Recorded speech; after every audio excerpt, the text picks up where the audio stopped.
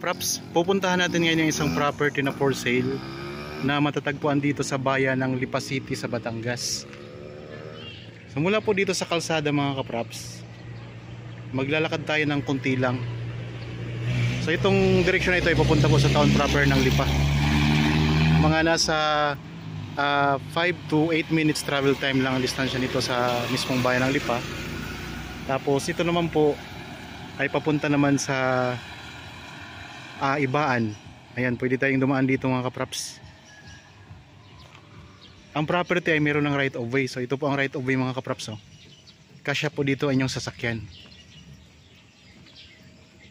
Bali, ang property na ito, ang right of way na ito na yung right of way ng property.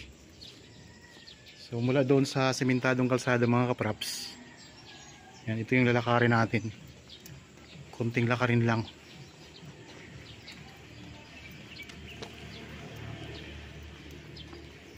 Ang i-offer ko sa inyo ngayon mga kaprops ay may sukat po na 1.1 hectares. Ito ay titulado.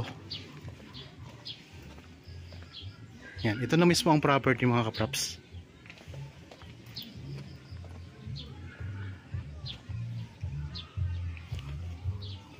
Yan, ito na mismo mga kaprops. Meron ng bakod dyan sa palibot.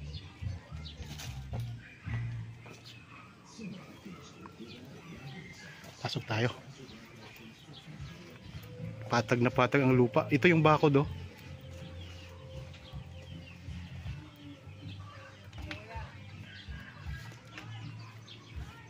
Ito yung mga bakod mga kaprops oh. May bakod na yan. Tapos may mga tanim na mga dalang hita.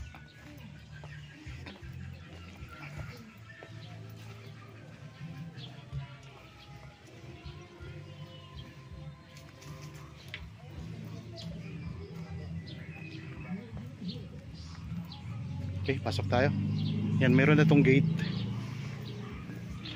Itong gate nila.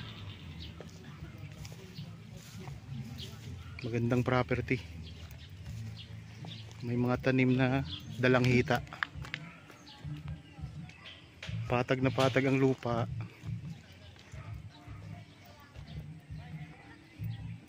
So ang ganda mga kaprops kasi may bakod na siya na yero.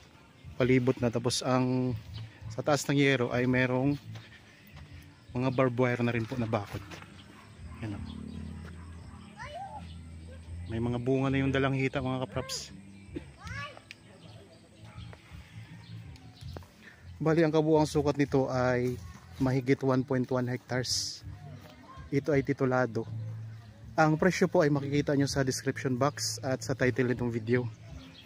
Para po sa karagdagang detalye o may katanungan po kayo na wala dyan sa description box mga kaprops, pwede kayong tumawag sa amin.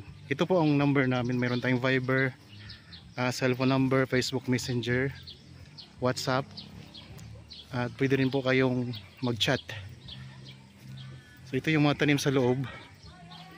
Mga dalang hita po ang mga tanim. Ikutin natin to, medyo malawak-lawak po.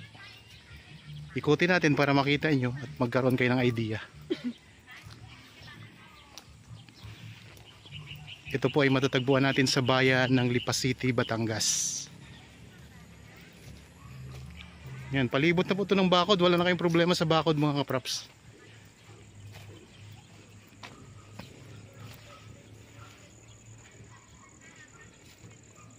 Yan, may mga alaga ditong baka ang may-ari oh.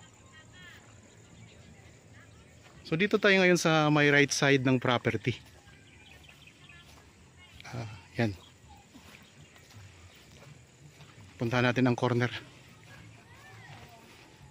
Tapos may kapitbahay kayo dyan. Oh. So yun po ang pinaka-corner mga kaprops ng property.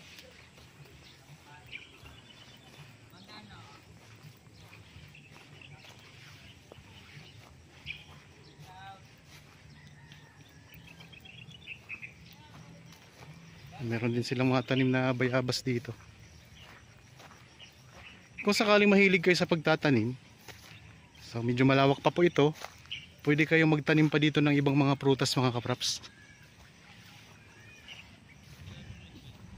Gandang property oh.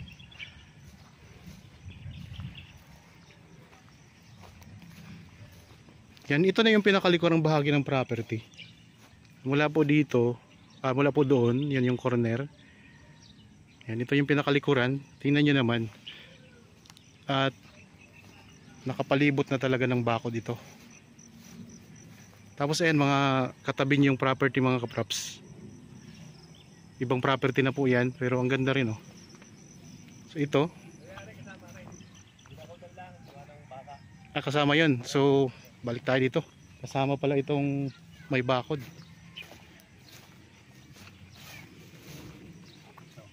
Kasama to.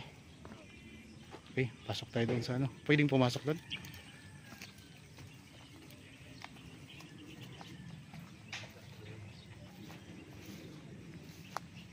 Yung kapitbahay ninyo. Itong pupuntahan, itong papasukin natin, kasama po ito sa property mga kaprops. Binakuran lang to dahil may mga baka dito. Itong mga baka nakita nyo naman po. Yan, may mga baka po doon na baka pumasok dito, makain tong mga tanim dito mga kaprops. Mga dalanghita to sir ano? Dalandan.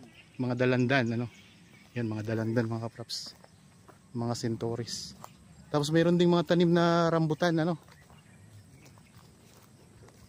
Ito sir, itong nakabakod na to, nasa ilang square meter to? Kasama dun sa 1.1. Pero yung nakabakod lang, wala kayong idea? walang idea. So basta ito mga kaprops, ay sako po ito ng 1.1, kasama po ito. Ito yung ano, ito yung mga rambutan mga kaprops, may mga bulaklak na.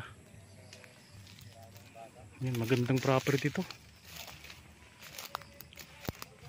Kung interested po kayo mga kaprops, pwede kayong tumawag sa amin para makita nyo ng personal itong property. Pa-schedule lang po kayo ng actual viewing.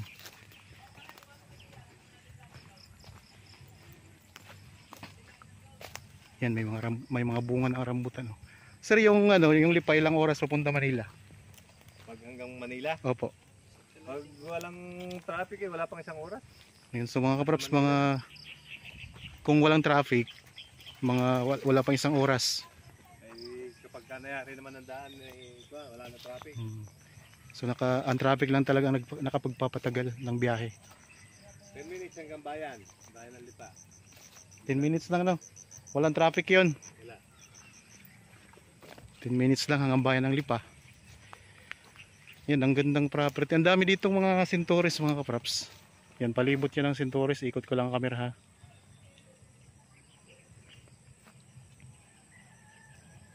Napakalapit lang sa main road. Ano lang siya, mga ano lang sir no, 50 meters lang sa main road. Yung right of way. Wala pa. So wala pang 50 meters mula sa main road mga kaprops. Yan, ang ganda ng bako dito. Kasi puro barbed wire na, tapos ang mga ano niya, ang mga poste ay puro semento na.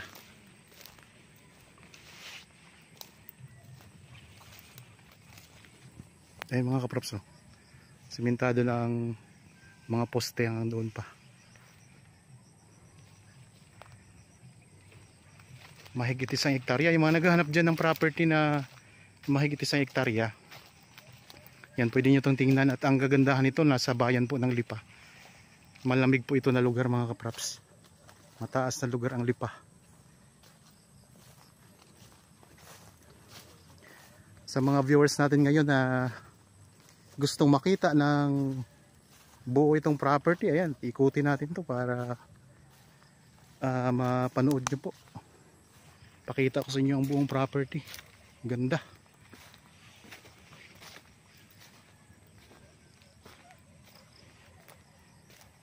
Puro centauris yan mga kaprops.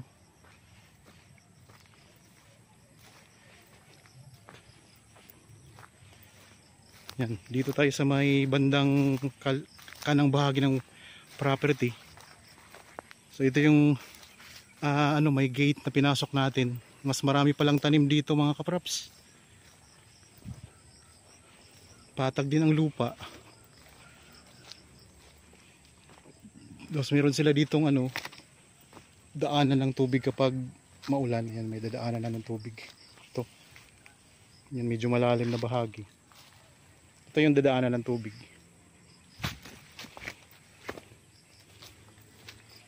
So, palibot na yun ng bakod, oh. Wala na kayong problema sa bakod dito. At saka ito, may income na rin kayo dito mga kaprops, kasi yung mga bunga nito pwede nyo ibenta. May mga namamakyo na rin dito ng mga sintores.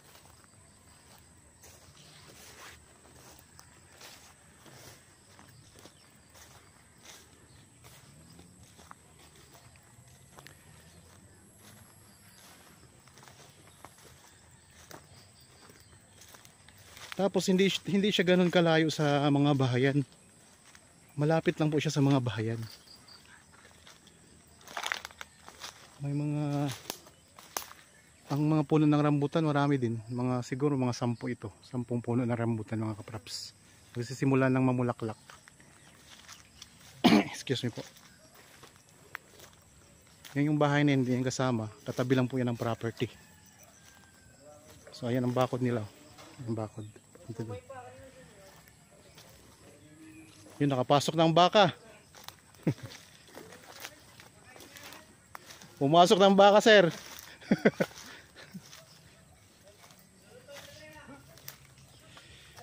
Lalaking baka mga kaprops. So, pwede kayo mag-alaga ng baka. So yun nga lang po, kaya binaguran pala yun. Kasi para di makapasok ang baka yun. Pero nakapasok sila kasi nabuksan namin. Yun, pumasok na, oh.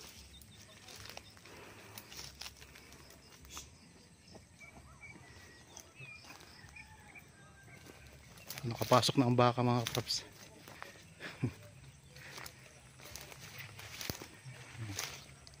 I-hit ko lang ang camera.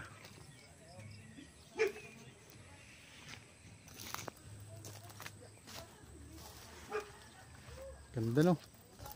Ganda ng hati ng lupa. Oo. Kwadrado. Dito tayo, balik tayo dito sa pinanggalingan natin. Ang lalaki ng baka mga kaprops. Mga alaga ng may-ari. Dito na nga habol.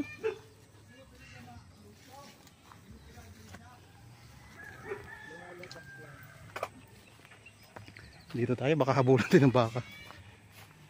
Dito tayo, balik tayo dito sa ano, sa kasakop ng isang ng property, ano. So 1.1 hectares ito mga kaprops. Kasama yung pinanggalingan natin kanina.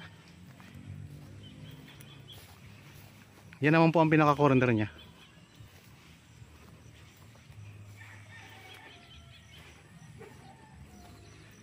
Dito, pwede kayo magtanim dito ng mga gusto nyo pang itanim ng mga prutas.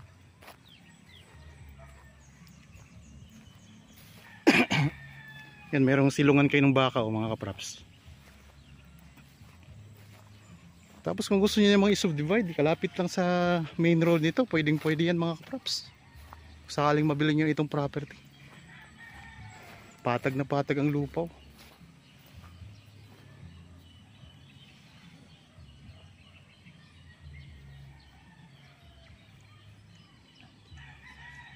Ulitin ko lang mga kaprops, ang sukat ng property na ito ay mahigit 1.1 hectares at matatagpuan natin dito sa bayan ng Lipa City, Batangas. Mga nasa 30 meters lang po ang distansya sa main road at ang distansya po mula sa town proper ng Lipa ay nasa 10 minutes travel time lang mga kaprops. At kung walang traffic, ang travel time papunta po sa bayan o sa Metro Manila ay nasa 1 oras lang po. Tapos dito sa part ng lupa, meron kayong puno ng mangga. Yan, may mga puno ng mangga dito. Saka meron pa isa ditong puno. Meron din palang puno ng niyog dito sa loob. Yan, meron kayong silungan ng mga baka.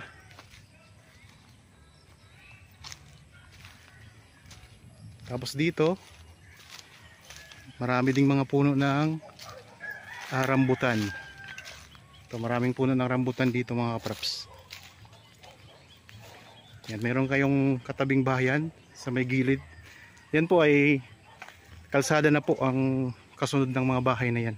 Kalsada na po yan, yung pinanggalingan natin kanina. Mayroon kayong bodega, pwedeng bodega yan, gawin yung bodega.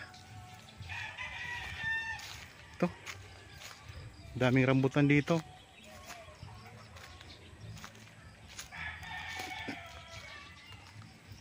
Ito ay titulado mga kapraps. Yan mga puno ng mangga. Tapos ang puno ng mangga, merong mga dragon fruit na nakatanim. Tapos ang mga rambutan mga kapraps, may mga ano na, may mga bunga na.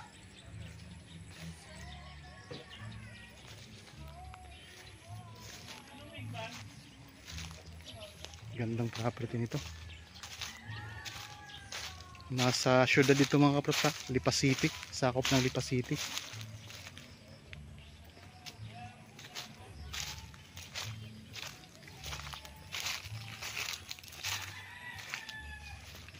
Yan, ikot ko lang po ang camera. Ulitin ko lang po, ang property na ito ay may sukat na 1.1 hectares, titulado sa bayan po ng Lipa City, Batangas. Maraming tanim na sintores. Gandang property. Tapos dito mayroon pa pala sa ditong daanan ng tubig. Ayan o. Mayroong daanan ng tubig dyan. Okay, sana nagustuhan nyo po ang property na in-offer ko sa inyo ngayon. Para po sa mga bago pa lang sa aking channel at napadaan lang po dito sa aking channel, huwag nyo pong kalimutang mag-subscribe at pindutin na rin po ang notification bell para maging updated kayo sa mga bagong property na i-offer po namin. Maraming salamat po. Lagi tayong mag-iingat at God bless po sa ating lahat mga kapraps.